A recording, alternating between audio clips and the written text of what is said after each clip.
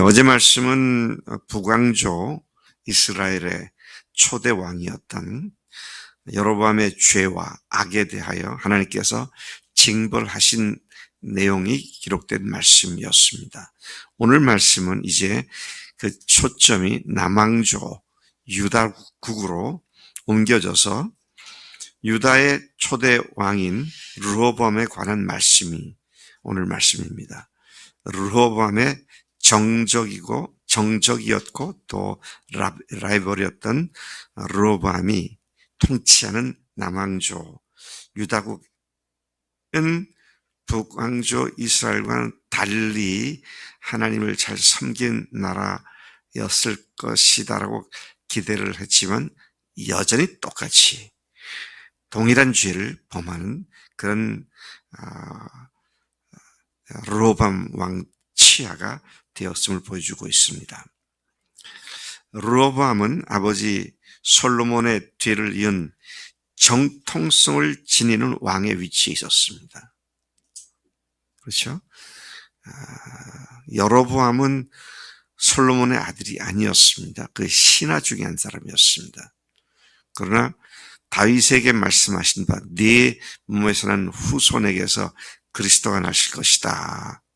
그래서 남왕조 르호보암은 다윗에게 약속하신 그 약속대로 솔로몬에 이어서 그 혈통에서 왕이 되었고 유다 왕국의 왕이 되었기 때문에 정통성을 갖고 있었다. 그렇게 말할 수 있는데, 그러면 정통성을 갖고 있는 왕이 또 그가 다스린 나라가 하나님 앞에서 정통성이 있게 믿음 생활을 해야 되는데 북왕조와 똑같았다는 그런 말씀을 하고 있는 것입니다. 아마도 이러한 상황이 무엇에 기인했을까? 제가 본문에서 이리저리 묵상해 보는 가운데 한 가지 주목을 끄는 구절이 있습니다. 근데 그 구절은 두 번씩이나 반복해서 나오더라고요. 참 이례적입니다. 두 번씩이나 반복돼서 나오는 게 뭐냐면 21절에 그의 어머니의 이름은 나아마요 암몬 사람이더라 그랬는데 그에 대한 어머니에 대한 언급이 31절에서 그의 어머니의 이름은 나아마요 암몬 사람이더라. 성경에서 두 번씩이나 반복하고 특히 그 어머니가 어디 사람 누구였다라는 말을 굳이 기록해야 하는 이유가 뭘까? 암몬 여자로서 이스라엘의 왕비가 되어가지고 그 어머니가 돼가지고 왕비가 됐었죠. 네, 왜요? 솔로몬의 아내였으니까. 자, 근데 자기가 믿던 신을 이 땅으로 끌고 들어와가지고 전에 솔로몬이 보니 이방 여인들의 신들을 위한 산당을 지었다. 신전을 지어줬다. 그것도 예루살렘 앞에다가 그렇게 했다. 참 그 여자의 힘, 어머니의 힘이 참 무섭다. 그런 생각을 하지 않을 수 없습니다. 어떤 여자와 결혼하느냐, 어떤 남자와 결혼하느냐, 그것은 지금까지 내가 어떤 사람이었나를 완전히 뒤집어 놓을 수 있는 사건이죠. 그래서 다은이는 남편을 잘 골라야 돼. 지금까지 살아왔던 게 뒤집혀져. 솔로몬의 적통성을 갖고 있는 것도 다 깨져버리더라고. 근데 이제 이 나아마라는 여인이 그 나라에 끼친 해악에 대한 말씀이 오늘 그 배경을 이루고 있다라는 사실을 보게 되는 것입니다. 자, 22절에 보면 22절 이하의 말씀은 어떤 죄악상들을 저질렀는가, 남왕조 유다국이 어떤 죄악상을 저질렀는지 그 죄악상을 구체적으로 언급하고 있습니다. 22절부터 24절까지 보면은 그 죄악상을 다음과 같이 말씀하고 있죠. 남왕국 유다 사람들이 여호와 보시기에 악을 행한 것은 하나님 보시기에 악한 삶을 살았다. 근데 그것은 그 조상들이 행한 모든 일보다 더 심하고 악했다. 참 기가 막힌 현격하고도 급격한 전락, 타락, 하나님으로부터 멀리 벗어나감, 이런 것을 볼 수가 있습니다. 그 범죄 때문에 하나님께서 노여워하셨고, 그들도 23절 북이스라엘과 마찬가지로 산 위에나 모든 푸른 나무 아래다가 산당과 우상과 아세라상을 세우고 그 앞에 가서 음란하게 경배하고 절하고 그렇게 했다. 그래서 전에 제가 군대에 있을 때 북한이 전국토 요새화 뭐 이런 말을 많이 썼던 걸 기억하는데, 전국토의 우상화 뭐 이렇게 만들어 놓은 이런 르호보암 치하였다는 것을 말하고 있죠. 또 뿐만 아니라 그 땅에 또 남색하는 자들도 있었다. 남색한다는 말은 제가 영어 성경 번역이나 다른 성경들 번역을 보니까 남창들을 얘기합니다. 남자 창기들, male cult prostitute. cult 하면 이단이잖아요.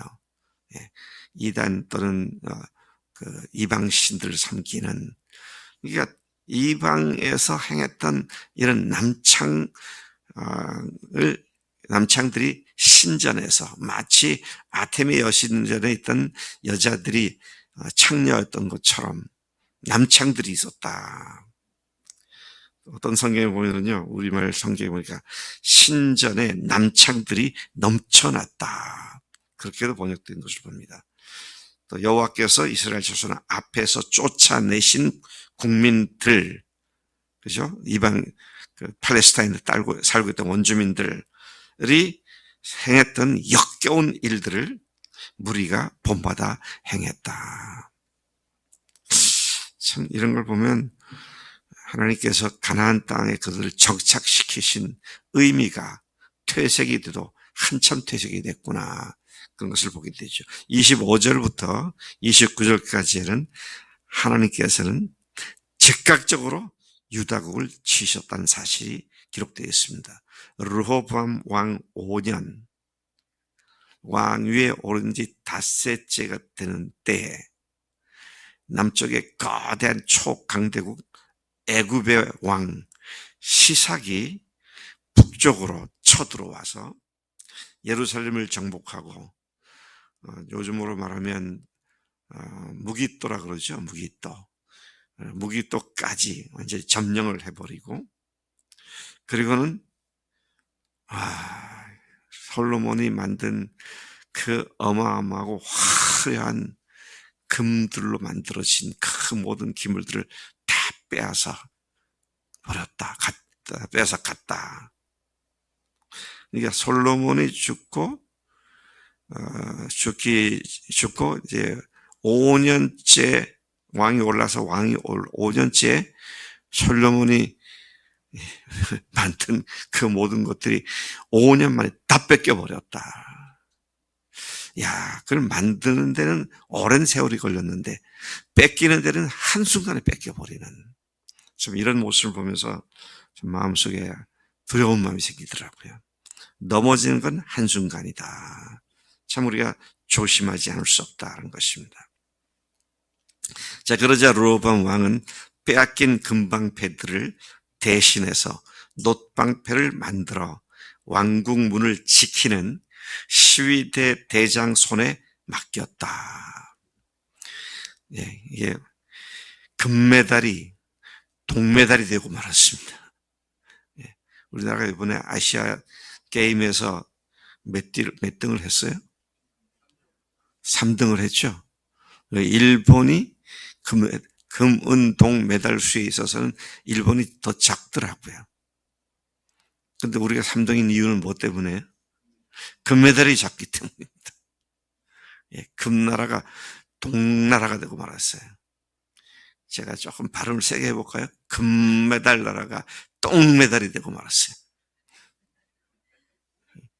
하나님께서 우리를 금으로 만드셨는데 똥이 돼버린다는 거예요. 이게 참, 내가 지금 주님 앞에서 똥 같은 삶을 사나 금 같은 삶을 사나, 생각해 볼 필요가 있다. 그런 생각을 하지 않을 수 없었습니다. 하나님은 더 이상 죄를 범하는 백성들을 금같이 소중하고 귀한 존재로 여기지 않으시고 동과 같은 열등한 위치로 대하신다라는 사실도 우리가 생각해 볼 수가 있는 것이죠. 우리도 주님만을 사랑하고 주님만을 의지하고 사는 삶을 떠나 다른 것에 관심을 두고 그것에 집중하고 그것을 음란하게 섬기면 금이 동으로 전락할 수 있다라는 사실을 참 주의해야겠다 생각을 합니다. 나는 실질적으로 주님께서 금 같은 소중한 존재로 대우해 주신다고 느끼고 있습니까? 믿음으로 배워서 알아가지고 하나님은 나를 금으로 대우해 주셔. 아멘, 할렐루야. 나는 그 하나님께서 나를 금으로 대우해 주셔. 그런 것 말고 실제 내 삶이 하나님께서 금으로 대우해 주시는 그런 삶의 연속이 되고 있는가 생각을 해보자는 것이죠. 동 같은 존재로 사시겠어요? 금 같은 존재로 사시겠어요? 근데 주님은 우리를 금으로 부르셨는데 우리가 어떻게 주님 앞에 신실하게 말씀대로 순종하고 사느냐 하는 것이 그것들을 결정하게 된다 했습니다. 30절에 보면 르호보암과 여로보암 사이에 항상 전쟁이 있었다는 말로 르호보암 시대가 태평치 못하고 늘 긴장과 또 갈등의 연속이었음을 말하고 있습니다. 이게 동의된 나라의 모습입니다. 그의 뒤를 이어 그의 아들 아비암이 대신하여 왕위에 올랐고 그는 왕위에 오른 지 17년 만에 세상을 떠나게 되는 그런 결과를 갖게 되죠.